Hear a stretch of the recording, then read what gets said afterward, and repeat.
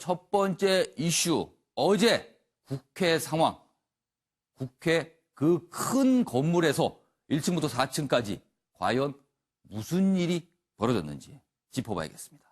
보시죠. 한국일보 기사입니다.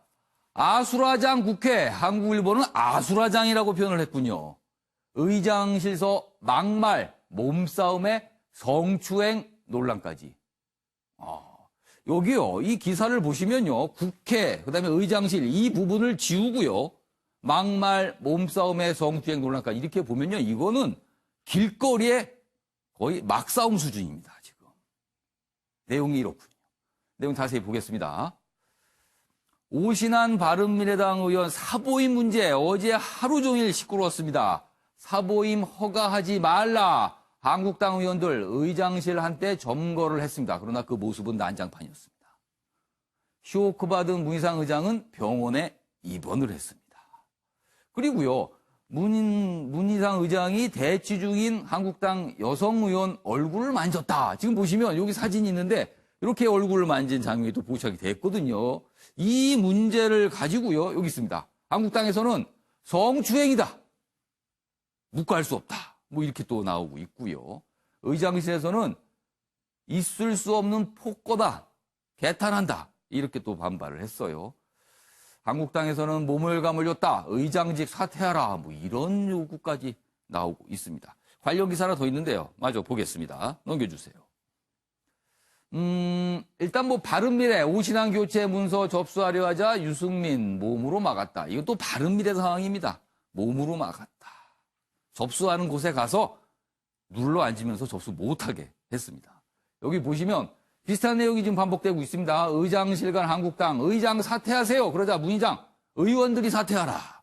서로 사퇴하라. 그리고 신랑이 과정에서 여성 의원 얼굴을 만졌다. 뭐 이 부분 지금 논란되고 있습니다.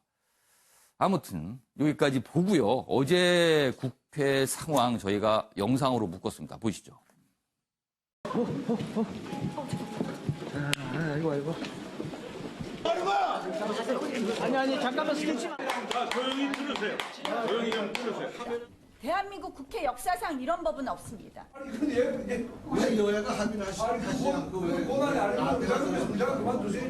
모든 시간에 야당을 부장님 사퇴하세요. 여당을 하시고 의원직 사퇴부터 하세요 그럼. 의원직 사퇴를 왜 합니까? 제가 뭘 잘못했다고? 지금 의장님 제대로 답변 안 하시니까 그런 말씀 드리는 거 아닙니까? 내가 뭘 잘못했어? 아니, 그거에 대해서 답변도 안 하시잖아요. 야당에 대해서 지금 어떻게 보시는 이렇게 하시다가 독재 정권이라는 거예요.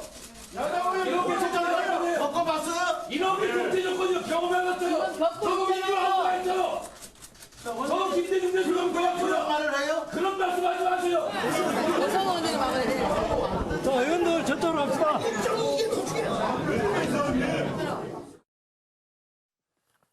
자, 어제 국회 본관 3층에 있습니다. 의장실이요. 그 3층의 모습이었습니다. 자, 지금 여야 4당이 패스트트랙을 각각 추진을 하고 지금 추진을 하고 있죠. 그거에 대해서 자유한국당은 강하게 반발하고 있습니다. 그런데요, 반발의 모습이 꼭 저렇게 할 수밖에 없었을까? 다른 선택은 없었을까?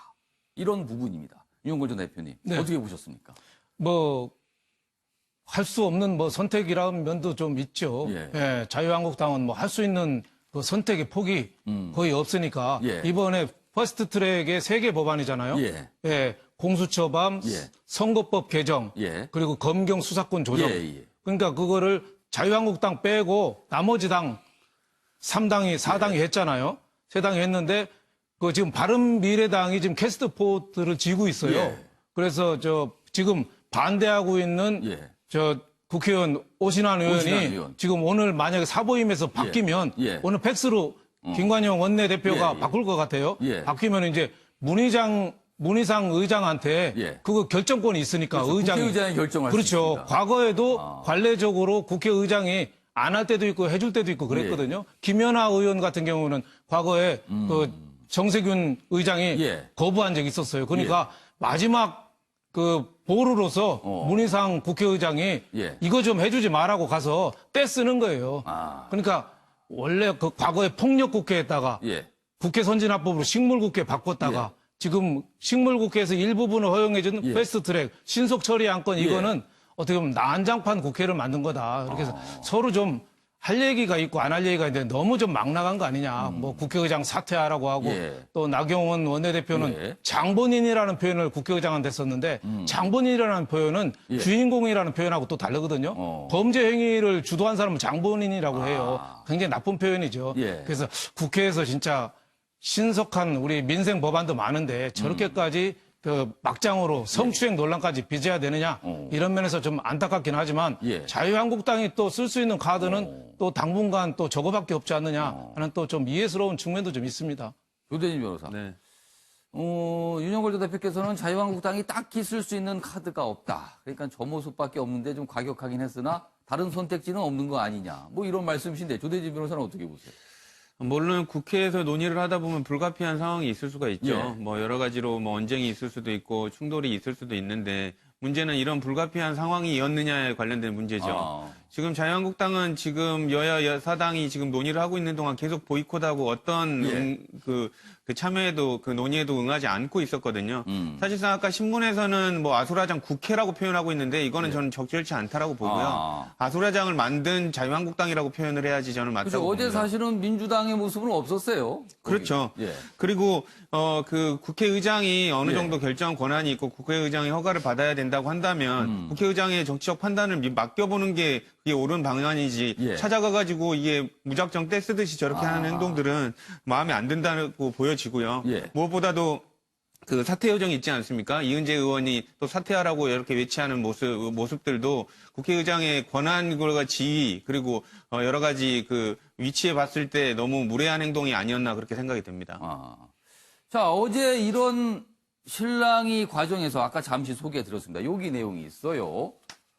문희상 의장이 실랑이 과정에서 본인의 앞을 가로막고 있는 여성 의원의 얼굴을 만졌다. 그러자 한국당은 성희롱이다. 이렇게 항의를 했어요. 뭐 돌연 이런 일이 벌어진 겁니다.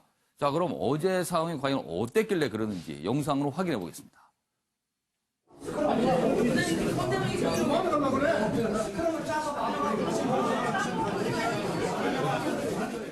임이자 의원의 복부 부분을 두 손으로 접촉하였으며 임이자 의원이 이러시면 성희롱입니다 며 강력히 항의했습니다. 그러자 이렇게 하면 되겠냐며 다시 두 손으로 임이자 의원의 얼굴을 두 차례나 감싸고 어루만졌습니다. 동료 의원 성추행한 문희상 의장 즉각 사퇴하라! 사퇴하라! 사퇴하라! 사퇴하라! 저렇게까지 상황이 벌어졌는데 일단 조대진 변호사. 뭐 변호사시니까. 저거는 어떻게 봐야 됩니까? 저 상황은. 저건 성희롱으로 볼 게 아니라 안타깝고 부적절한 행동이었다는 거는 뭐 인정을 합니다. 왜냐하면 어떻게 했더라도 터치는 하시지 않는 게 좋긴 그러니까 하겠지만. 손을 이렇게 얼굴을 이렇게 살짝 만졌어요. 근데 저 상황을 저 전체 상황을 보신 분들이라면 아마 느끼실 수 있었을 텐데 저건 자유한국당 특히 이미자 의원이 유도한 측면이 많습니다. 그래서 그 다른 의원들의 발언에서도 나오지만 여성 의원들이 막으라, 전적으로 막으라라는 이런 외침이 나오거든요. 그러니까 그런 걸로 봐서 자칫하면 문희상 의장의 어떤 행동들을 성희롱으로 몰아가겠다라는 그런 의도가 있지 않았나 이렇게 생각이 됩니다. 그러니까 그 몸싸움 과정에서 여성 의원들이 나선 게 그런 측면도 좀 보인다라는 거네요. 저는 그렇게 생각을 합니다. 이재용 전 의원께서는 이 상황 어떻게 보세요? 글쎄요, 그 조대진 변호사가 얘기했지만 그 부적절하다는 부분은 뭐 많은 사람들이 인정을 하는 것 같아요. 이게 성희롱이라는 것이 사실 우리 남자 4명 나와서 얘기하기가 좀 그거 자체도 좀 부적절해요. 왜냐하면 그러네요. 오늘 유독이 또 여성 패널이 없네요. 없는 날입니다, 오늘이. 제가 알기로는 그 성희롱이라는 건 자체는 그 상황에서 그 성희롱을 당했다고 하는 그 당사자가 이게 성희롱이다라고 얘기를 하면 그건 성희롱으로 저는 알고 있거든요. 그러니까 그 가해자가 뭐 여기서 의장을 가해자라고 얘기하기는 좀 그렇긴 하지만 그 부적절한 행동을 한 건 확실하고 그 부적절한 행동의 대상자가 나는 성적 희롱을 수치심을 느꼈다라고 얘기를 하면 그게 성희롱으로 저는 되는 걸로 알고 있는데 수치심을 느꼈다. 그렇죠. 그다음에 모멸감을 느꼈다. 그렇게 되면 이제 논란이 된다는 거죠. 그렇죠. 그렇기 때문에 그 이미자 의원이 그 현장에서 그 복부 부분을 만졌을 때 이러시면 이거 성희롱입니다라고 했을 때 문희상 그 의장께서 그럼 이렇게 하면 되느냐라면서 손을 올려서 얼굴을 만진 거란 말이죠. 그 자체가 굉장히 좀 생각이 짧았다. 그리고 또 문희상 의장 같은 경우에는 뭐 서열상으로 보면 대한민국에서 그 넘버 2입니다. 그리고 또 국회의장으로서 모든 법을 지켜야 되는데 뭐 순간적으로 뭐 나왔다는 행동이라고는 하지만 만약 당사자가 느꼈다면은 그 성희롱이라고 볼 수도 있는 부분이 충분히 있다고 생각합니다. 그 부분은 좀 오해가 있다고 저는 생각하는데요. 김수욱 평론가. 재판에 가면 무조건 지죠.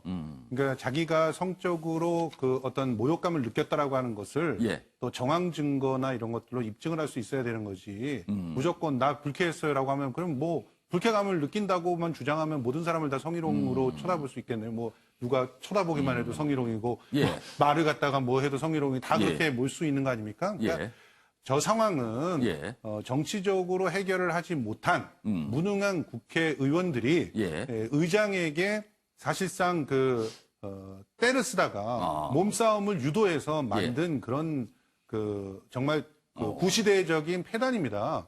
저런 식으로 하지 말자고 합의를 하자는 거 아니에요. 대화를 하자는 거 아니에요. 대화하라고 그렇게 세비 주고 그런 거 아닙니까? 국민들이 보기에는 대화를 하라는 그런 요구에는 계속 응하지 않다가 나중에 몸으로 막는 거 이거 정말 잘못된 버릇이라고 이번에 확실하게 고쳐야 된다고 생각하시는 분들이 많을 겁니다. 저 상황에서 문희상 의장은 쇼크가 와서 이제 병원에 가서 치료도 받고 이런 상황까지 벌어졌습니다. 이재영 전 의원. 그 말씀하신 부분에 있어서 뭐 정치가 조금 더 발전해야 되지 않느냐 이런 말씀은 전 전적으로 동의를 하고요. 다만 그 성희롱 부분에 있어서는 쳐다보는 거하고 말하는 거하고 신체적 접촉하고는 저는 좀 큰 차이가 있다고 생각을 하거든요. 그래서 그런 부분은 뭐 법정에 가느냐 안 가느냐 그건 나중에 치더라도 그 현장에서 그래도 대한민국 국회의장인데 그런 부분은 좀 늘 항상 모든 카메라가 쳐다보고 모든 국민이 쳐다보는 상황 속에서 아무리 입장이 저 상황이 좀 힘들었다고 하더라도 그런 부분 좀 피했어야 된다고 생각을 하고 아까 말씀드렸듯이 본인이 느꼈다면은 그거에 대해서는 어느 정도 사죄를 해야 되고 뭐 사퇴까지는 뭐 아니라고 치더라도 그 사죄는 반드시 해야 된다고 저는 생각을 합니다. 그러니까 이 부분은 오늘도 또 논란이 될 것 같아요. 자, 그런데 어제 문희상 국회의장과 자유한국당 의원들이 저런 실랑이를 벌이게 된 이유, 바로 바른미래당에서 있었거든요. 그 얘기입니다. 이 기사 말고 앞에 조선일보 기사 다시 한번 보겠습니다. 이건 제목입니다. 바른미래 오신환 교체, 이른바 이제 사보임입니다. 사법개혁특위, 사개특위 위원인데요, 오신환 의원이. 근데 지금 반대표를 던진다고 고언을 했거든요. 그러자 바른미래당에서는 안 되겠다. 위원을 다른 의원으로 교체해야겠다. 그래서 어제 사보임을 하려고 했거든요. 이 얘기입니다. 오신환 교체 문서 접수하려 하자 유승민 의원 몸으로 막았다. 이 얘기입니다. 다음 기사 보겠습니다. 국민일보입니다. 오신환 공수처 반대표 공언에 바른미래 최입의 의원으로 선수교체다. 근데 어제 이걸 하려고 했었는데 유승민 의원 등 몇몇 의원들이 국회 의사과에 가야 접수를 해야 이제 진행이 되거든요. 거기에 가서 몸으로 막았다. 이 얘기입니다. 여기 보시면 한국당 7명의 5의원 반대 가세된 패스트트랙 지정이 무산된다. 그래서 바른미래당이 사보임을 강행하려고 합니다. 근데 지금 아직 안 됐거든요. 그러니까 오늘 아마 또 뭔가 있을 겁니다. 그러면 오늘도 역시 또 실랑이, 몸싸움 등이 벌어질 수 있는 상황입니다. 국회법상 과연 이게 가능한지 법리 공방도 어제 벌어졌습니다. 전준영 고조대표님, 이거는 어떻게 봐야 될까요? 본인은 절대 물러서지 않겠다. 사보임 하면 안 된다라고 얘기했는데 당에서는 교체하겠다고 했어요. 그렇죠. 맞서고 있는 겁니다. 네. 그러니까 그 국회법 제48조 6항에는 임시국회 때는 회기 중에는 그 마음대로 바꿀 수가 없게 돼 있어요. 예외 조항으로 질병만 때만 바꿀 수 있게 돼 있어요. 그러니까 오신환 의원이 사개특위를 있는 거를 함부로 최입의 의원 그 패스트트랙을 찬성하는 최입의 의원으로 김관영 원내대표가 바꿀 수 없게 돼 있습니다. 근데 또 다른 규정이 또 하나 있어요. 48조 1항에는 교섭단체 대표가 요청을 하면은 의장이 직권에 따라서 허용할 수 있게 돼 있습니다. 그럼 김관영 원내대표가 요청하면 국회의장이 승인을 하게 되면 되는 거다. 되는 거죠. 또 다른 규정이네요. 그러니까 규정이 두 개가 있어요. 근데 중요한 거는 그동안은 관례적으로 그냥 임시국회 중에도 그냥 했던 거예요. 뭐 그동안에도 한 200몇 회를 그냥 사임하고 보임하는 거를 그냥 원내대표가 알아서 했답니다. 그러니까 여태까지 관례적으로 했기 때문에 김관영 원내대표가 저렇게까지 어제 유승민 의원이 접수하는데 막아서 못했거든요. 오늘은 팩스를 보낸다는 거 아니에요? 팩스를 보낸 거는 뭐 KT 통해서 통신선을 끊지 않으면 팩스 보내는 거 막을 수가 없잖아요. 그러니까 팩스를 접수해서 저는 문희상 의장이 결국은 뭐 허락을 하지 않겠느냐. 그래서 저는 패스트트랙법은 통과될 걸로 저는 이렇게 봅니다만은 그 후유증은 이제 앞으로 굉장히 커지겠죠. 네, 더불어민주당도 후유증 바로 바른미래당에 거의 쪼개질 듯한 그런 내용 아니겠습니까, 지금? 자, 이게 오늘 전 국회가 일정이 시작이 되면 분명히 이 강행 시도 또 막으려는 시도 맞설 겁니다. 그러면 또 오늘 국회 모습도 어제와 비슷하게 또 나타나지 않을까 싶기도 합니다. 아무튼 이런 상황에서요, 다음 기사 넘어가겠습니다. 보여주시죠. 자, 요 기사 봤고요. 그 다음 기사 또 있습니다. 매일경제 기사 보겠습니다. 이 얘기입니다. 이렇게 갈등을 빚는 상황에서 나경원 자유한국당 원내대표가 김관영 바른미래당 원내대표를 향해서 어떤 얘기를 했습니다. 저토록 사보임까지 하면서 패스트트랙을 강행하는 이유가 무엇이냐 이렇게 따져 물으면서 뭔가를 얘기했는데 이게 또 논란입니다. 이 내용이요. 보시죠. 나경원, 김관영 민주당 갈 수 있다고 말했다. 그러자 김관영, 나경원 철저히 왜곡해서 이간질을 하고 있다. 이렇게 또 가고 있어요. 여기 보시면 패스트트랙 지정으로 여야 대치가 극한으로 가고 있는데 나경원 원내대표가 어제입니다. 김관영 바른미래당 원내대표가 원내대표 회동에서 본인이 더불어민주당에 갈 수도 있다고 말했다. 이랬다는 겁니다. 그러자 김관영 원내대표는 나를 모욕해서 이중대처럼 발언하는 것을 가만 안 두겠다. 할 얘기가 있고 하지 말아야 할 얘기가 있지. 도가 지나치다. 이렇게 강하게 반발하고 있어요. 자, 이 상황, 조대진 변호사. 네. 이건 또 무슨 얘기입니까, 이건 또. 저는 김관영 의원하고 같은 당도 아니고, 김관영 의원을 보호할 생각도 전혀 없습니다만은, 어제 하는 행동들을 보면 김관영 의원이 충분히 화날만 했다고 보여지고요. 어제 김관영 의원이 방송에 나와가지고 즉석 인터뷰를 했는데, 본인이 말한 거는 거대 양당 구조 하에서, 있어 보니까 제3당에 관련된 힘든 부분을 알겠더라. 그렇기 때문에 현실적인 투표율이 선거제 개혁을 통해 가지고 반영이 되어야 된다. 이 부분을 강조하는 과정에서 나왔다고 얘기를 했었거든요.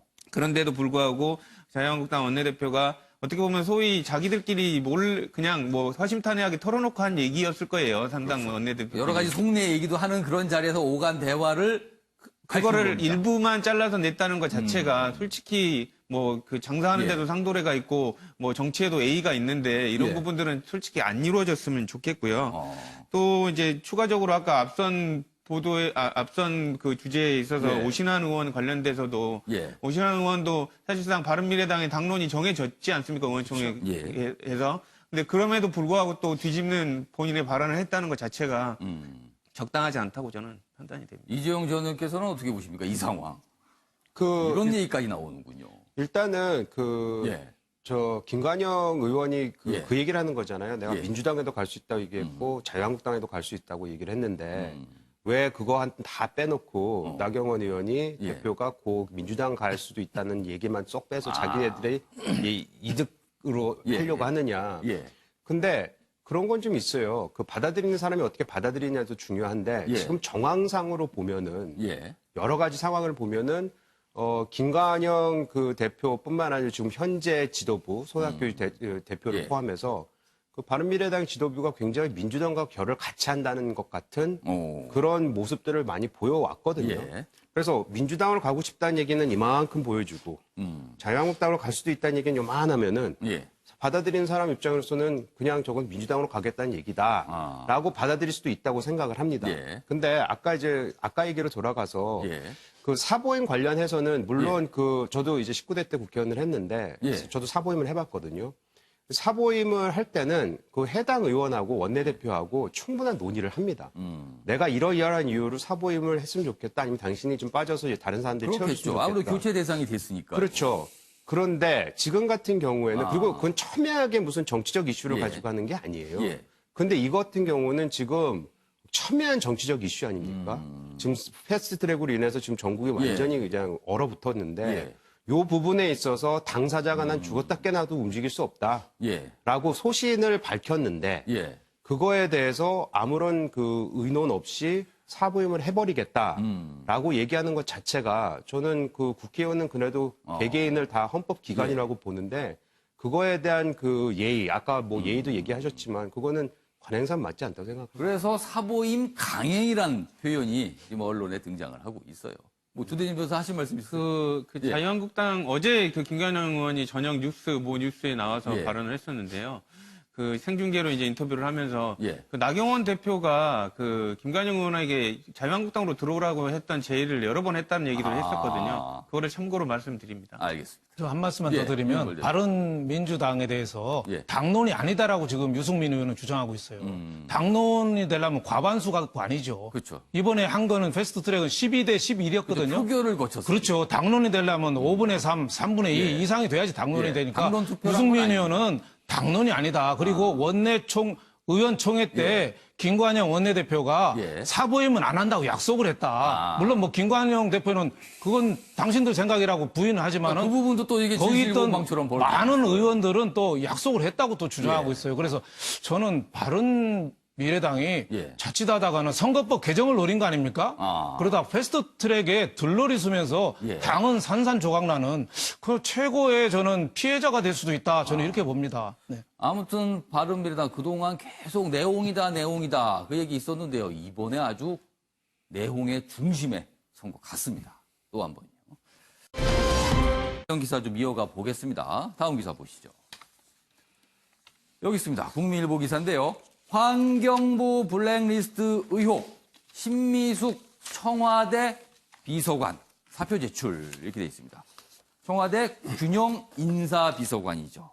그래서 뭐 논란이 있으니까 사표 제출됐는데요. 2차례 검찰 소환 사표 수리될 듯하다. 그런데 청와대에서는요. 조국 조현옥 수석은 유인방 씨입니다. 왜냐하면 그 윗 상관일 수도 있거든요. 그런데 비서관 정도에서 수습을 하려는 거냐? 뭐 이런 얘기가 나오는 거예요. 자, 관련 기사 하나 더 있습니다. 보시죠. 자, 비서관만 교체하고 조조 라인은 노터치다. 조국 민정수석, 조현옥 인사수석. 이렇게 돼 있습니다. 청와대 인사관계자 대거 바꾸기로 했는데요. 신미숙 비서관은 사표를 냈고요. 김봉준 인사비서관. 여기도 교체 예정이다. 이런 얘기가 나오고 있어요. 그래서 민정실도 줄줄이 바꿀 듯 하는데 어떻게 보면 두 수석이 책임자라고 할 수도 있거든요. 그러나 책임자는 빠지고 실무자들만 정리하는 상황이다. 이거를 어떻게 봐야 되나. 그러니까 조선일보는 조조라인 노터치라고 제목을 달아놨네요. 자, 김성수 평론가. 예. 이거 이 상황을 어떻게 이해해야 될까요? 글쎄요, 좀 제목을 뽑을 때 그 사실관계에 입각해서 좀 제목들이 좀 나왔으면 좋겠는데 저렇게 뽑으니까 진짜 조조 라인이 막 존재하고 그리고 거기는 건드리지 않고 애꿎은 그냥 들러리선 꼬리 자르기만 하는 거 아니냐 이런 식의 왜곡된 인식을 갖게 되는 것 같아요. 근데 내용도 들어가 보면 기사 안에 다 설명이 돼 있거든요. 일단은 신미숙 그 비서관 같은 경우는 사법적인 어떤 절차들이 진행되고 있는 상황인데 계속적으로 현직에 있으면 청와대 전체에 누가 될 수도 있지 않습니까? 그러니까 사표를 제출하고 그게 수리가 된 것이고 그리고 김봉준 비서관 같은 경우는 총선 출마하기 위해서 지금 정리를 해야 될 시점이잖아요. 그래서 나간다는 거고 다른 또 교체된다는 사람들 보니까 다 총선 출마를 하려고 준비하는 사람들이에요.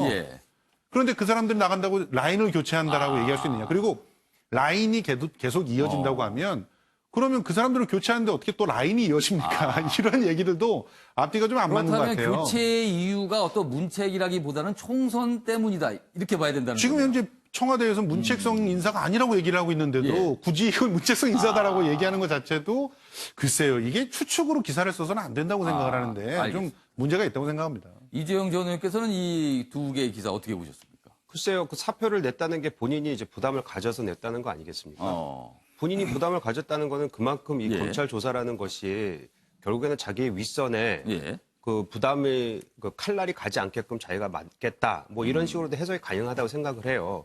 그래서 꼬리 자르기가 저는 맞다고 생각을 하고 그리고 사실 그렇습니다. 그 대한민국 정서상 조직에서 그 누군가 잘못을 하면은 보통 책임자, 그 윗선에서 책임을 지는 거거든요. 그리고 실무선은 보호를 해줘야죠. 근데 이거는 반대로 오히려 실무선이 윗선을 보호해주기 위해서 본인이 만약 그 사표를 제출하고 그 밑에 있는 사람들이 다 나간다. 그거는 저는 봤을 때 참 무책임하고 좀 비겁하다는 생각이 좀 들 수도 있는 부분이다. 이렇게 생각을 합니다. 알겠습니다. 아무튼 뭐 비서관이 이제 뭐 물러난다. 뭐 인사와 관련된. 그래서 좀 기사가 다루고 있는데 여러 가지 시각이 아마 들어가 있는 것 같습니다. 자, 다음 기사 보겠는데요. 박근혜 전 대통령 관련 얘기. 지금 한국당을 중심으로 계속 나오고 있어요. 이른바 형 집행 정지 요청입니다. 보시죠. 경향신문 기사. 박근혜 수감 생활 나치 아우슈비츠 연상. 오, 이렇게까지 뭐 설명이 돼요. 형 집행정지 청원서가 어제 공개가 됐습니다. 홍문종 등 한국당 그리고 무소속 애국당 국회의원 70명이 참여를 했습니다. 그리고 또 눈길을 끄는 거는요. 비박 좌장인 김무성 의원 복당파에 편지를 보내서요. 동참했으면 좋겠다. 그래서 다수의 참여를 이끌어냈다. 뭐 이런 얘기입니다. 여기 보시면 김무성 의원의 얘기가 있습니다. 여기 가운데 좀 잡아주시죠. 앞서 김무성 의원은 지난 23일 바른정당 출신 복당파 의원 22명에게 청원에 동참해달라는 편지를 보냈다. 자, 그러면서 편지에서 이렇게 얘기합니다. 박 전 대통령에 대한 형사처벌은 범법적 판단 차원에서 이루어진 탄핵과는 전혀 다른 차원으로 봐야 된다. 탄핵과는 다른 것이다. 박 전 대통령에게 적용한 뇌물과 직권남용 혐의는 억지스러운 데가 많고 33년이란 형량은 지나치고 가혹하다. 이렇게 설명을 하면서 동참을 해달라. 이렇게 했습니다. 자, 그럼 여기서요. 이와 관련된 영상 준비된 게 있거든요. 보고 이어가도록 하겠습니다. 박근혜 대통령에 대한 구속은 정치 보복이고 인신강금이며 한 인간 대한민국 국민에 대한 인권 침해가 자행되고 있는 것이다. 대한민국 역사상 유례없는 전직 대통령의 오랜 구금 시간으로 인해 이제 육체적으로 감당하기 어려운 지경에 이르렀습니다. 국민 여러분, 인권보호, 무죄 추정의 원칙, 불구속 재판의 원칙 등 헌법적 가치가 만인에게 동등하게 적용되어야 합니다. 네. 기사를 보시면 아우슈비츠 뭐 이런 얘기까지 지금 거론이 되면서 형 집행정지 청원이 나왔습니다. 자, 조대진 변호사, 지금 상황 어떻게 보고 계십니까? 지금 뭐 자유한국당이 자꾸 저렇게 인터뷰하고 있는 걸 보면 아무 말 대잔치인 것 같아요. 사실상 뭐 박근혜 대통령의 수감 생활을 나치 아우슈비츠에 빗대어서 얘기를 했는데 이건 몹시 부적절하다고 보여지고요. 박근혜 대통령이 그러면 물어보고 싶은 게 박근혜 전 대통령이 지금 전혀 혐의가 없는데 그 죄 없는 사람처럼 끌려가가지고 지금 수감 생활을 하고 있다는 겁니까? 정당한 법 절차에 의해서 탄핵을 받았고 재판을 따라서 지금 수감 생활 되어 있는 겁니다. 그런데도 불구하고 이제 와서 2년 정도 살았으니 이제 여성의 몸이니까 고령이니까 그만하자. 그 발언을 지금 본인들이 탄핵도 같이 참여를 했던 김무성 대표 입에서 지금 나오고 있는 거거든요. 여기 보면은 혐의가 억지스러운 데가 많다 이렇게 그러니까 스스로 할 얘기가 아닌 거고요. 이런 부분들을 다 배제하고라도 마치 안 해주면 지금 뭐 그 문재인 정권이 뭐 그 형 집행정지에 직접 관여하고 있는 것도 아니지만 마치 안 해주면 인권 탄압인 것처럼 자꾸 몰아가고 있는데 사실상 요건을 보더라도 디스크로 형 집행정지하면 지금 수천 명이 다 나와야 됩니다. 우울증이든 뭐 빈혈이든 고혈압이든 다 나와야 되는 상황이기 때문에 그런 거에 비추어 보더라도 너무 억지스러운 주장이고 빗댄 그 사례도 맞지 않다라고 저는 보여집니다. 윤영호 대표님, 김무성 의원 얘기 좀 좁혀보면요. 사실은 탄핵소추에 동참을 했어요. 어떻게 보면 주도한 측면도 좀 있습니다. 그런 상황에서 지금은 또 형 집행 정지를 해야 된다. 그리고 혐의가 억지스럽다. 이렇게 얘기하는 게 어떻게 보면 좀 약간 충돌하는 듯한 느낌도 좀 있어요. 저는 뭐 지극히 정치적인 그 청원이라고 봅니다. 왜냐하면 본인이 참여했던 탄핵은 옳지만 재판은 옳지 못하고 가혹하고 억지스럽고 33년형은 가혹하다. 이렇게 얘기했으니까 좀 이중적이잖아요. 그러니까 만약에 박근혜 전 대통령을 진심으로 형 집행정지를 통해서 나오기를 바란다. 그러면 이 얘기 안 했겠죠. 만약에 박근혜 전 대통령의 부모나 형제의 입장에서 다 청원서를 쓴다면은 순수하게 건강 문제만 오늘 건강 문제 갖고 결정을 하잖아요.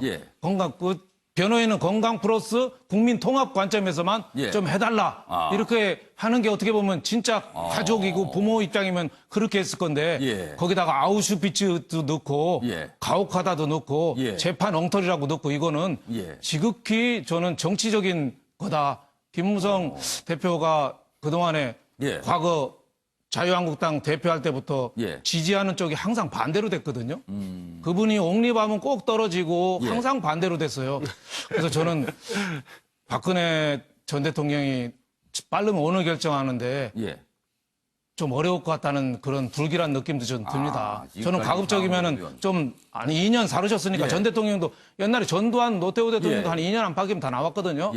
국민 통합을 해서 좀 나왔으면 좋겠다는 개인 희망인데 김무성 대표까지 저렇게 참여하는 저 청원서를 보고 참 어렵겠구나 이런 생각이 들어서 벌써부터 내년 총선을 생각한 어떻게 보면 보수 뭉치기, 친박 끌어안기 이런 정치적인 제스처가 너무 강하다. 그래서 저는 아주 평가를 좀 낮게 이렇게 보고 싶습니다. 이 청원에는 약간 정치적인 색깔이 좀 있다. 그 말씀이시네요.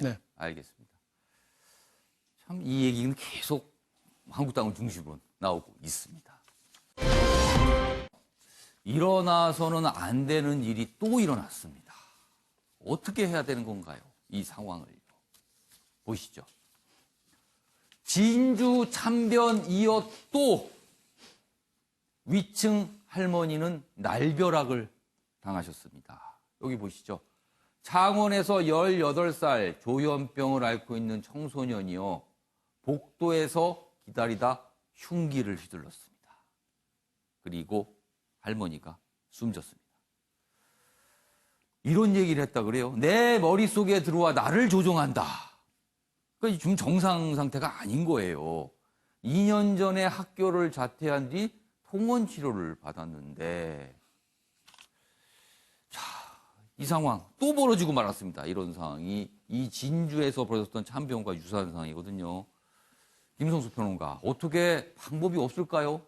그렇게 많은 사람들이 깜짝 놀랐는데 또 일어났어요, 지금. 지금 전문가들이 이 문제에 대해서 많은 의견들을 내놓고 있는데 그렇지만 지금 그거를 귀담아 듣고 그거를 법제화해서 실행하는 노력들이 굉장히 부족하거든요. 전문가들이 목 놓아서 얘기를 합니다. 대한민국처럼 이제 일정한 정신적인 어떤 문제가 있었을 때 그것을 치료하지 않는 기간이 긴 나라가 없다. 안인득 씨 같은 경우가 500주 동안 치료를 안 받았어요. 지금 조현병 청소년 같은 경우도 치료를 갖다가 받았다라고 하지만 통원 치료 정도에 불과했고 증세는 계속 악화됐거든요. 그러니까 정신병적인 문제가 있다라고 하면 그것을 사회적으로 터부시하고 배제시키고 혐오하는 그런 문화. 이 문화가 바뀌어져야지 근본적인 그 문제가 해결이 될 텐데 그걸 바꾼다는 건 너무 오랜 기간이 걸릴 거예요. 그러면 최소한 적절한 판단들을 객관적으로 할 수 있는 사람들이 격리를 할 수 있게끔 해줘야 됩니다. 그 대표적인 게 정신보건법 25조 같은 경우죠. 그래서 정신과 의사나 또 정신과 의료원이 이들을 보고 발견을 하면 지자체장에게 얘기를 해서 적절하게 진단을 받을 수 있게끔 하는 거. 그거 진행했다가 이재명 지사는 지금 직권남용으로 재판받고 있잖아요. 그러니 누가 그거를 하려고 하겠어요. 법은 만들어 놔놓고 법에 대해서 책임지려고 하는 그 공무원들은 아무도 없고 그리고 서로에게 책임을 떠밀고 있는 이런 상황. 이 상황을 빨리 끝내기 위해서라도 전문가들의 귀를 기울여서 선진적인 그런 그 격리에 대한 그 합법적인 그런 사회적 합의를 빨리 이루어야 될 때라고 생각합니다. 물론 조현병과 이런 범죄가 뭐 직접적으로 연관된 건 아닙니다. 그리고 많은 분들이 정신적 질환을 앓고 계시지만 이게 범죄로 연결해 이런 거 절대 아니거든요. 자칫 이런 일이 반복되면 또 잘못된 편견을 가질 수 그렇죠. 있지만 절대 그게 아니라는 거 강조해 드리고요. 다만 이런 범죄가 발생하는 부분에 대해서 조금 더 고민을 하고 미리 막을 수 있는 방법이 없었을까 이 부분을 고민을 해야 되는 거거든요. 유대진 변호사. 네. 지금 상황에서는 그럼 어떻게 할 수 있나요? 지금 아까 말씀 주셨다시피 지금 뭐 예. 그 법안이 있기는 한데요. 예. 그 강제로 전 병원이라든지 발견을 하면 지자체장이 건의를 해가지고 이렇게 입원시킬 수 있는 그게 돼 있는데 실제로는 지금 그 관련된 사건이 지금 재판 중이지 않습니까? 예. 그렇기 때문에 주변에 관련된 사람들이 이상한 행동을 보인다거나 이렇게 하면 일단 신고를 통해서 조금 이렇게 주의 깊게 살펴보는 그런 관찰의 시간이 좀 필요할 것 같습니다. 참 일어나서는 안 되는 일 이게 일어나는데 막을 방법은 지금으로서는 딱히 뾰족하지가 않고요. 아무튼 안타까운 상황입니다. 자, 이번에는요. 박유천 씨 얘기가 좀 있습니다. 어제도 좀 간단하게 전해드렸는데 계속 내용이 나오고 있군요. 조금씩 진척된 내용들입니다. 동아일보 기사입니다. 경찰 박유천 올해 2월 3월 필로폰 5차례 투약이다. 이렇게 돼 있습니다. 영장에 3차례 1.5g 구매 이렇게 적시돼 있고요. 박유천 씨 소속사는요. 계약 해지, 연예계 은퇴 이런 입장을 밝혔습니다. 김성수 평론가. 예. 본인이 결백하다고 강력히 주장했던 그 회견이 오히려 자충수가 된 것 같아요. 그렇죠. 실제로 기자회견을 예. 열었을 때만 해도 팬들의 입장은 예. 박유천을 지지한다는 입장이었어요. 예. 왜냐하면 그가 눈물로 호소했고 절대로 그런 적이 없다. 마약은 전혀 해본 적도 없고 예. 그런 시도를 하지도 않았고 강요하지도 않았다. 예. 이런 얘기를 했거든요. 그런데 경찰이 특히나 마약 사범들을 체포하거나 할 때는 아무런 증거가 없이 체포하지 않습니다. 왜냐하면 마약 같은 그런 범죄들은 증거가 없이 그 대충 사람을 갖다가 잡았다가는 지금은 큰일 나거든요. 그렇죠. 명확한 증거가 그렇습니다. 있을 때만 사실은 경찰들이 나서죠. 지금 그 이후에 기자회견을 한 이후에 경찰은 신중하게 그 증거 중심으로 접근을 해 들어갔고 그래서 진술들을 갖다 확보했어요. 무려 1.5kg를 갖다가 직접 구매한 그런 상황들을 CCTV 동영상으로 다 확보한 상황이었고 그리고 황하나의 구체적인 진술들까지 다 확보되어 있었고 1.5kg가 1.5g 아니에요? 죄송합니다. 1.5g. 1.5g입니다. 죄송합니다. 엄청난 양이고요. 1.5g을 샀다라고 하는 그 동영상을 다 확보를 했고 그걸 입금하는 것도 받고 그리고 지금 이제 마지막으로 몸에서 그 증거만 나오면은 그 삼각 그 증거가 확보되는 것이기 때문에 얼마든지 처리할 수 있었는데 완전히 몸에 제모를 하고 나타났잖아요. 그러니까 이런 상황들을 뭐 어떻게 보면은 꼼수를 통해서 벗어날 수 있을 거라고 치밀한 계획을 세웠던 걸로 본다면 더욱더 구속할 수 있는 그런 상황만 만들어놨다 이렇게 볼 수밖에 없는 것이고요. 팬들도 완전히 돌아섰습니다. 이제는 박유천이 영원히 연예계에서 일정한 영향력을 갖지 않도록 해야 된다고 돌아섰기 때문에 다시 돌아올 수 있는 가능성은 없을 것 같습니다. 알겠습니다. 윤영걸 대표님, 한류 스타의 몰락이에요. 지금 계속 한류 스타들이 몰락하는 일이 계속 벌어지고 있어요, 지금. 네. 버닝썬도 그렇고 뭐 아레나 뭐 이 박유천 씨 계속 한류 스타들이 그만큼 어떻게 보면은 그 인기 속에 그 함몰돼 가지고 자기 관리를 너무 소홀히 한 거 아니냐. 그리고 너무 우상시대고 영웅시대 보다 보니까 나는 이런 정도는 범죄도 아니야. 뭐 이렇게 좀 생각했던 거 아니냐. 그래서 박유천 씨는 특히 너무 도덕적으로 문제가 많죠. 불과 얼마 전에 눈물을 흘리면서 절대 마약 안 했다. 그런 적 없다. 이렇게까지 그 기자회견 나가면서 국민 앞에 이렇게 선언해놓고 뻔히 올해도 몇 차례나 호텔에서도 하고 집에서도 하고 했다는 증거가 지금 나왔고 몸을 제모를 싹 했는데 다리털에서 그 마약 증거가 나왔다는 거 아니에요. 그러니까 우리 한류 스타들도 이제는 도덕적으로 좀 재무장하고 너무 기능만 위주로 해서 기획사 통해서 막 이렇게 키우지 말고 그 인간적인 좀 성숙함도 같이 좀 키우는 그런 시스템으로 좀 바꿔야 되지 않나 이렇게 생각이 됩니다. 이재영 전 의원. 근데 전 진짜 저 박유천 씨의 머릿속이 궁금하긴 해요. 왜 안 했다고 기자회견을 하고 안 했다는 것이 그렇게 본인이 주장한 게 사실이라면 제모를 왜 합니까? 오히려 머리를 뭐 일반인들이 생각하는 머리를 길러가지고 나와야지. 뭐 그게 뭐 도움이 될지 안 될지 모르지만 오히려 그래야 되는데 왜 저랬는지 그 머릿속 자체가 좀 이해가 안 돼서 이 계기를 통해서 뭐 한류가 어떻게 돼야 된다는 말씀도 맞지만 박유천 저 사람은 왜 저렇게 했는지에 대해서 진짜 행동 자체가 이해가 안 가는 부분이 그렇습니다. 있습니다. 많은 분들이 왜 그랬을까? 왜 저런 모습이었을까? 이해 못하겠다. 저는 그런 말씀 많이 하십니다. 그러니까 지금 현재 발달돼 있는 수사 기법에 대해서 너무 폄하했던 거죠. 그러니까 뭐 자기는 연예인이기 때문에 제모를 정당할 수 있다라고 하는 생각을 하고 그리고 예전에 한 10여 년 전에 그런 것들을 통해 가지고 벗어난 적이 있는 사람들의 경험치를 너무 과신했던 것이 그러니까 그게 정말 그야말로 자기가 갖고 있는 지식의 저주가 있었다고 생각을 하거든요. 그냥 그 지식의 저주가 고스란히 자기의 발목을 잡게 됐다라고 봅니다. 너무 상황을 좀 쉽게 본 듯한 그런 분위기도 좀 감지가 됩니다. 자, 앞서 속보로 좀 전해드렸는데요. 지난 1분기 우리나라 경제 성장률이 0.3% 마이너스 성장을 한 것으로 나타났어요. 지난 금융위기 당시인 2008년 4분기 이후 10년 만에 최저치인데요. 경제부 취재기자 연결해 보겠습니다. 이기종 기자, 내용 좀 전해주시죠. 네, 한국은행이 1분기 경제 성장률을 발표했는데요. 전분기 대비 마이너스 0.3%를 기록했습니다. 글로벌 금융위기를 겪은 지난 2008년 4분기 이후 41분기, 10년 3개월 만에 최저치입니다. 마이너스 성장률을 기록한 것은 지난 2017년 4분기 이후 1년여 만입니다. 이 같은 수치는 전기 대비 0%대 초반을 기록할 것이라는 시장의 대체적인 예상을 뛰어넘는 나쁜 수치입니다. 전년 동기 대비로도 1.8% 성장에 그쳐서 2009년 이후 최저를 기록했습니다. 수출과 투자가 함께 부진한 것이 역성장의 주요 원인인데요. 수출이 2.6%, 설비 투자는 10.8% 감소했습니다. 특히 설비 투자는 IMF를 겪은 1998년 1분기 이후 최저 수준으로 나타났습니다. 이와 함께 지난해 4분기 정부의 지출 효과가 사라진 영향도 있는 것으로 한국은행은 분석했습니다. 1분기 예상 외의 마이너스 성장을 나타내자 정부는 잠시 뒤 9시 30분부터 홍남기 부총리 주재로 긴급 관계장관 회의를 열어 대응 방안을 논의할 계획입니다. 지금까지 경제부에서 MBN 뉴스 이기종입니다. 윤영근 대표님, 뭐 0%대 성장, 뭐 성장률이 0.1%밖에 안 된다 이런 지적이 나오는데 이번에는 마이너스 성장 거꾸로 갔습니다. 네. 이거 어떻게 된 일입니까?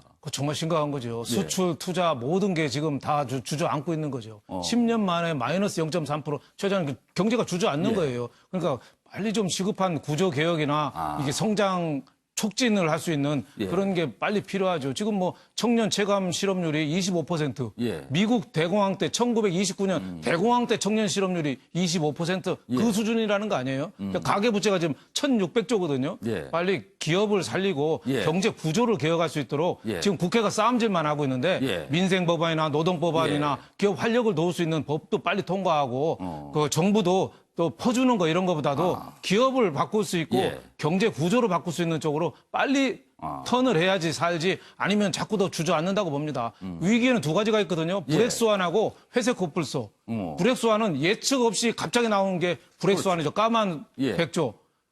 회색 코뿔소는 뻔히 보이는데 대응 못해서 회색 코뿔소한테 밟혀 죽는 거. 지금은 회색 코뿔소 위기예요. 그러니까 뻔히 보이면서 우리가 뭔가를 아무것도 안 하고 있는 게 정말 문제라고 저는 봅니다.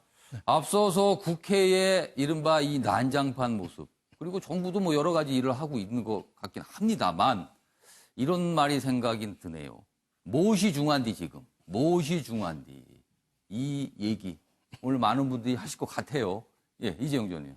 근데 경제 정책은 그 사실 여당과 정부의 무한 책임입니다.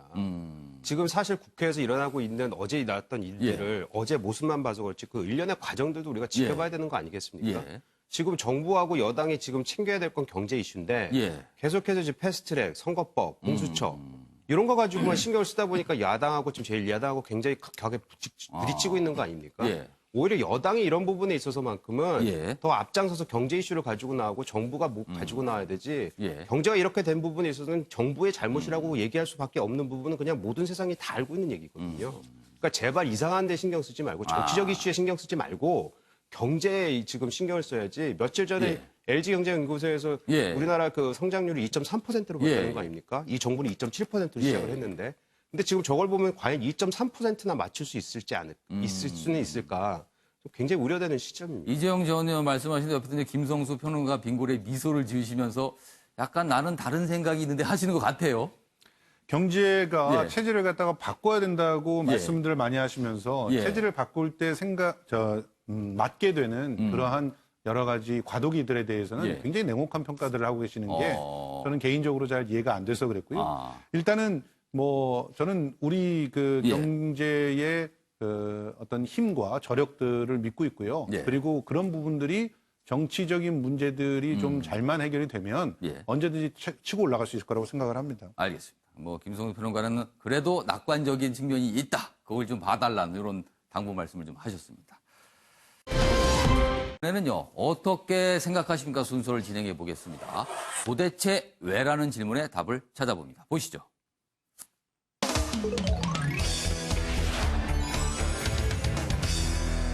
오늘 어떻게 생각하십니까? 주제는요, 김해 신공항 백지화를 요구한 부울경, 부산, 울산, 경남을 말합니다. 어제 이 얘기가 나왔어요. 그래서 저희가 기사를 두 가지를 준비했는데요. 기사를 소개하는 동안 네 분 패널께서는 의견을 적어주시기 바랍니다. 자, 첫 번째 기사 여기 있습니다. 부울경, 김해 신공항은 부적절하다. 그러다 총리실 조정안 마련 이렇게 돼 있습니다. 3년 전 결정된 신공항 백지화를 요구했습니다. 여당 소속 단체장들 검증 보고회에 대거 참석했다. 요 얘기고요. 여기 내용 좀 자세히 보시죠.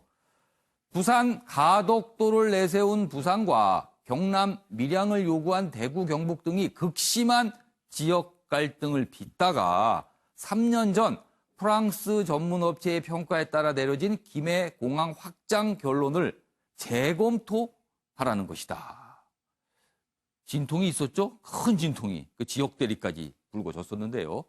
정부와 여당이 내년 4월 총선을 앞두고 PK, 부산 경남 지지율을 끌어올리기 위해 과거 정부의 결정을 뒤집으려고 하는 것이라는 지적이 나온다. 이렇게 신문은 전하고 있습니다. 분석까지 곁들였네요. 관련 기사 하나 더 있습니다. 보시죠. 자, 부울경 검증단 김해 신공항 전면 재검토를 해야 된다. 이렇게 요구하자 대구 경북에서는요. 지역 이기주의로 무산 안 될 말이다. 이거 반대하고 또 반발하고 있는 겁니다. 자, 부울경 동남권 광문 역할을 못한다. 김해 신공항은. 그러다 대구 경북 계획 변경 결코 동의할 수 없다. 이미 정해져서 진행되는 사업인데 무슨 소리냐 이렇게 반발을 하고 있는 겁니다. 이 상황을 과연 어떻게 봐야 할지 먼저 영상을 본 뒤 이어가도록 하겠습니다. 그래서 모두 부적합하다는 결론이 이미 나와 있던 그런 사안입니다. 국토부에서 3번을 점검을 했고요. 부산시에서 2번을 했었고 대구 경북연구원에서도 한번 검토를 했지만 모두가 부적합하다는 결론을 내렸습니다. 근데 갑자기 7번째 적합하다는 결론이 나왔던 그런 사안입니다.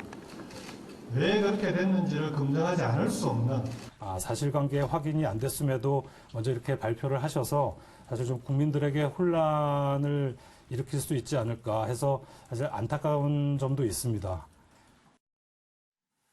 자, 국토부 입장은 혼란이 또 야기되지 않을까 안타깝다. 이렇게 되어 있습니다. 이게 신공항 논란 3년 전에 진짜 지역 갈등까지 벌어지면서 대단했거든요. 근데 결론이 일단 난 상태에서 진행이 됐는데 다시 또 불거지는 건가요? 지금 상황이 이렇습니다. 자, 먼저 윤영걸 전 대표님 어떻게 생각하십니까? 저는 다소 선정적으로 썼습니다. 공항 짓다가 공항 온다. 네, 진짜 공항 짓다 공항 오게 되겠습니다. 몇 달 전에 문재인 대통령이 새만금도 공항 약속했잖아요. 지금 다시 가덕도에 하면은 저 대구에도 또 해줘야 되거든요. 그러면 과거에 그 활주로에다가 고추 말리던 공항 많았어요. 그거 다시 또 고추 말리는 거예요, 다시. 그러니까 공항을 만들어놨는데 막상 그렇게 잘 활용이 안 되고 있다는 말씀이죠. 그렇죠. 그게 공항 짓는다고 경기가 좋아집니까? 지금 저 부산에서 저렇게 하는 이유는 이해가 가요. 지금 인천은 인구가 늘고 있고 부산은 줄고 있어요. 그래서 저 부산은 343만이고 인천은 295만인데 지금 차츰 뒤집힐 것 같아요. 그러니까 부산이 인천보다 부족한 게 뭐냐? 아, 그래, 우리는 인천공항 같은 게 없어. 그래서 공항을 저렇게 주장하는 건데, 3년 전에 그렇게 싸우다가 프랑스 용역업체 줘가지고 객관적으로 검토해서 그나마 결론을 낸 거 아니에요. 이거 하면 밀양 또 하면 이게 어떻게 됩니까? 그래서 저는 이거는 내년 총선을 앞둔 지역 이기주의다. 지금 부산 민심도 지난달에 왜 거제도 김천 내륙철도 거기 몇 사람이나 살라고 내륙철도하냐 이런 의견도 많아요. 물론 찬성하는 사람도 있지만 너무 제가 보기에는 내년 총선을 앞두고 SOC 무리하게 하는 거 아니냐 저는 이런 생각이 듭니다. 자, 조대진 변호사 어떻게 생각하십니까? 저는 뭐 선거 때문만은 아니라고 보고요. 앞서서도 그 인터뷰 영상에서도 나왔지만 6번의 그 사전 그 점검이 있었는데 그 문제가 있다라고 했다가 마지막 7번째에서 이제 문제가 없는 걸로 타당하다고 결론이 났거든요. 그리고 지금 검증단의 그 판단에 의하면 검증 요소라든지 여러 가지 사업 타당성들이 좀 미진하거나 왜곡된 부분이 많아서 좀 부적절하다는 견해를 내놓고 있기 때문에 잘못된 건 지금이라도 고쳐야 된다는 생각이 맞고요. 이런 부분들을 일방적으로 결정한 건 아니지만 총리실이 또 조정안을 마련한다고 하니까 테이블에 올려서 상의는 해봐야 될 필요는 분명히 있다고 보여집니다. 뭐 문제가 있으면 좀 논의는 해봐야 되는 문제 아니냐 이렇게 의견을 주셨어요. 자, 이재용 전 의원께서는 총선이 다가오는군 이렇게 쓰셨네요. 네, 일단 가장 중요한 건 지난번에 우리가 보궐선거 있었지 않습니까? 거기서 지금 여당에 대한 민심이 녹록치 않다라는 거를 점검을 했은 것 같고요. 그거에 따라서 지금 특히 경남에 있는 그 민심을 어떻게든지 되돌려 보려고 지금 이 아주 막대한 자금이 들어가는 예산이 들어가는 또 포퓰리즘 정책을 지금 피고 있다라는 생각을 들고 김경수 지사에 대해서 두 가지 반박을 하고 싶은데요. 하나는 지금 6번 실패하고 7번째는 통과가 된 게 이상하다라고 얘기했지만 6번은 오히려 그 과정을 보면은 그게 정치적인 이슈 때문에 안 된 거고요. 그것들을 다 망라하고 우리는 제발 이제는 객관적으로 보자 그래서 아까 말씀하셨듯이 3년 전에 외주업체, 그때 해외 외주업체를 통해서 객관적인 결정을 내려서 이제 5개 그 시도지사들이 모여가지고 이걸 만들어낸 겁니다. 그렇기 때문에 이것만큼 더 객관적이게 없기 때문에 그거를 존중을 해줘야 되는 것이고 두 번째는 지금 여당은 오히려 전번에도 얼마 전에 있었죠. 그 지역균형 발전을 국토균형 발전이라는 그 미명 하에 그 전에 있었던 예타 그 과정까지도 다 뒤바꾸면서 할 수 있게끔 지금 만들어놨단 말이죠. 본인들이 필요할 때는 기존에 있던 모든 것들을 다 바꿔가면서까지도 입맛에 맞춰서 예산을 하고 정책을 펼치면서 어떻게 과거에 잘 됐던 것도 마저도 이것도 나쁘게 표현을 하는지 이거에 대해서는 좀 잘못됐다고 생각합니다. 알겠습니다. 자, 김성수 평론가께서는 어떻게 생각하십니까? 과거에 잘했다라고 그런 그 사람들이 다 동의하고 있지는 않다고 보고요. 그 김해공항으로 결정됐을 때 여러 가지의 반발들이 굉장히 심했었고 그것이 그나마 이제 지금은 수습됐는데 다시 불쏘시개를 갖다 피우는 거 아니냐 이런 주장들이 있을 수 있어요. 그런데 그런 부분에 대해서의 토론들 자체를 막으려고 하는 시도는 하지 말아야 된다고 생각을 하고요. 저는 개인적으로 공항에 투자하지 말고 사람에 투자해야 될 시기다. 지금 2046년까지 수많은 그런 사람들이 활용할 거다 이렇게 얘기하지만 그거는 정말 낙관적인 그런 견해고 점점 더 사람에 투자하는 세대가 4차 산업혁명을 통해서 찾아오고 있는데 언제까지나 SOC에 돈을 투자할 것인가에 대한 그런 개인적인 부정적 의견은 있습니다. 그냥 근본적인 어떤 의문을 좀 제기해 주셨네요. 사실 이 신공항 문제는요, 사실 또 공교롭게 TK, 대구 경북 지역은 야당 소속 단체장이고요. 부산 경남 지역은 또 여당 소속 단체장이기도 합니다. 그래서 지역 갈등 대 여야 갈등까지 굉장히 뭔가 심각하게 갈 수 있는 상황이기도 합니다. 지금 대립이 또 시작이 되는 건가요? 자, 이번에는요, 문학의 소식, 영화 얘기 좀 해봐야겠습니다. 이 영화를 놓고요, 글쎄요, 열풍이라는 표현을 좀 써야 될 것 같습니다. 여기 있습니다. 매일경제입니다. 월차 내고 왔어요. 극장가 집어삼킨 어벤져스다. 어제 개봉을 했습니다. 어벤져스. 부제는 엔드게임. 이렇게 붙어 있는데요. 개봉 4시간 만에 관객이 100만을 돌파했습니다. 엄청납니다. 예매 관객만 200만 명이 넘어서 신기록을 기록했고요. 10만 원대 암표까지 등장을 했다. 가격이 10배로 뛴 거네요. 시리즈 마지막 회 세계 첫 개봉 어제 했습니다. 피규어 들고 아침부터 긴 줄을 스크린 2,800여 개 사상 최대다. 그러자 상영관 독과점 논란 다시 또 거론되고 있습니다. 자, 김성수 평론가. 일단 영화 어제 개봉을 했는데 보셨어요? 예, 봤습니다. 왜 이렇게 열풍입니까, 이 영화? 한마디로 어벤져스가 예. 사랑받는 그런 나라들이 있습니다. 예, 미국, 일본, 한국 같은 나라고요. 한국 같은 경우는 미국에 의해서 두 번째로 많은 관객들이 봅니다. 이게 말이 안 되죠. 일본을 뛰어넘을 만큼 많은 사람들이 보고 있다는 인구로 건. 생각하면 그렇지 않을 것 같은데요. 예. 그런데 거기에는 굉장히 그 심각한 그런 그 시대적인 상황들이 있다고 보는데요. 실제로 타노스가 주장하고 있는 것이 예. 생명체 절반을 죽여서 이 영원한 균형을 맞춰야 된다. 이런 주장이거든요. 이것은 기업의 구조조정이라고 하는 것과 상당히 닮아 있는 그런 얘기고 그리고 줄거리 속의 그 내용들이 예, 그렇습니다. 그리고 또 그 내용들을 보면은 예. 그런 극심한 고통들로 예. 지금 현재 공포와 불안감을 느끼고 있는 한국 사람들에게 예. 굉장히 위기감과 동시에 또 연대라고 하는 안도감을 줄 수 있는 그런 이야기 구조를 갖고 있기 때문에 예. 그런 측면에서 상당히 사랑받고 있는 부분이 있는데요. 예. 이번은 특히 그 연대를 통해서 어떤 기적이 일어나는지를 보여줍니다. 그래서 더욱이 서민들의 입장에서 상당히 이 영화에 빠져들 수밖에 없는 그런 마력이 있다 이렇게 생각을 합니다. 뭐 일단 영화를 잘 만들어서 많은 분들이 이제 재밌으니까 보는 친구도 있지만 줄거리 측면에서 약간 공감할 수 있는 부분이 있다라는 거네요. 그렇죠. 예. 그래서 이렇게 열광을 한다. 그런데요, 이재용 의원은요. 네. 이 마지막 부분 상영관 독과점 이렇게 굉장히 흥행하는 영화가 있을 때마다 항상 이 얘기 나오거든요. 이 부분도 조금 생각을 해보긴 해야 될 것 같아요. 그렇죠. 왜 지난번에도 그 어벤져스 3 그 인피니티 워라는 것도 굉장히 많이 그때도 그 당시에는 또 사상 최대였어요. 2,553개가 나왔었는데 그거보다 지금 거의 한 15% 16% 더 높은 수의 이제 상영관을 지금 확보한 거 아닙니까?